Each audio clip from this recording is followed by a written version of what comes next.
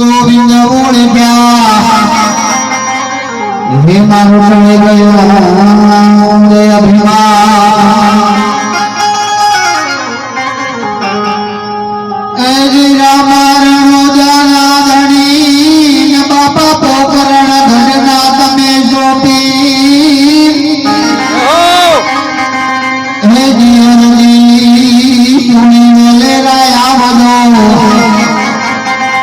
हे मारा वीरा वीरम देना वी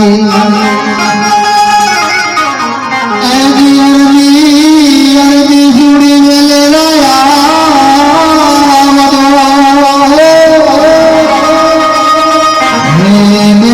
गुणा नाहे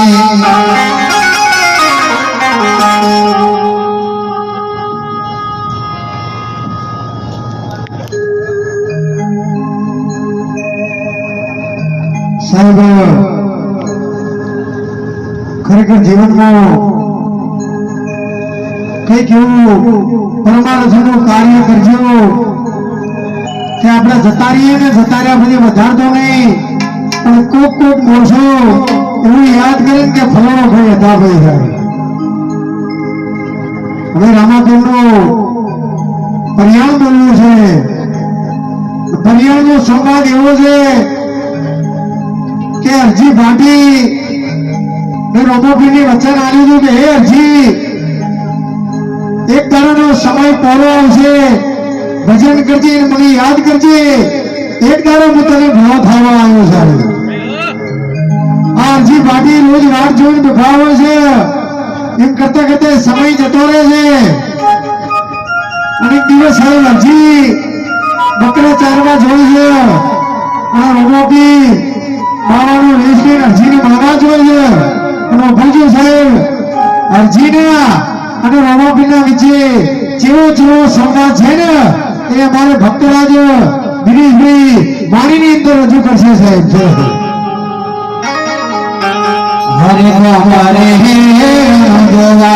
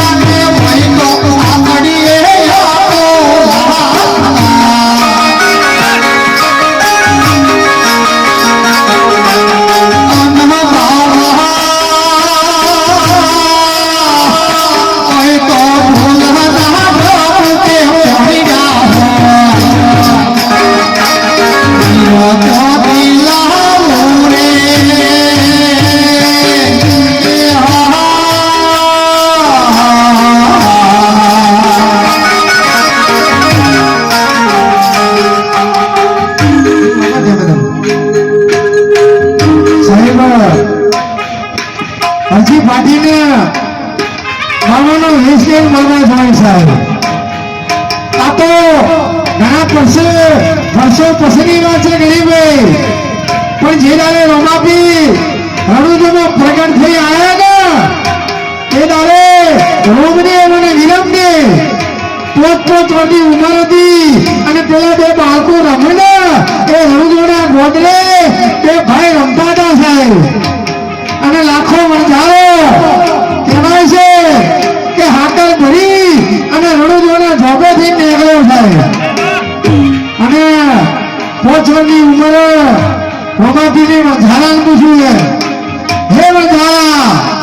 અલે ચોથી આવે છે ને ચો જાઉં, એટલે કે મારવાડથી આવું છું અને મહારાષ્ટ્રમાં વેચવા હેડ્યો છું, તો કે આમાં શું ભરેલું છે, એટલે કે આટલું બધું નેહરું શકડું છે ને પૂછપૂછ કરે તારે શું કામ છે, કે ના જે હોય મને કહી ને જા કે ઓમાં ખારી વાળું મેઠું ભર્યું છે, કે વણઝારા તારું બોલેલું તને પડશે બે, આ પોઠિયો હેડી આ પોઠિયો મહારાષ્ટ્રમાં જઈ મહારાષ્ટ્રમાં ઉતરી સાહેબ હરાજી થઈને તો લાખા વણઝારાને પોઠિયો ખોલી ગઈ અને હાકર હતી ને હાકરનું મેઠું નીકળ્યું અને કોકને કીધું કે હે વણઝારા આ પોઠિયો ચોથી લઈને આવ્યો કે રણુજોમાંથી નીકળ્યો તો કે તને કોઈને પૂછ્યું તું કે હો ભાઈ તે નાનો બાળક હતો અને મને પૂછ્યું તું કે શું કીધું તું કે મેઠું ભરેલું છે, હેઠ કે ભૂડા નકલંગ નેજા ધરી તો જા પાછો હોય અને પકડી લે પગ તારા મેઠાના હાકર કરે તો એક કરે બીજો ના કરી શકે સાહેબ, અને વણઝારો આવ્યો રણુજોમાં, હે પીર હે રમાપીર હે મારા નાથ જૂઠું બોલ્યો છું, મારી હાકર હતી હાકરનું મેઠું થયું પણ મેઠાની વળતી હાકર કરો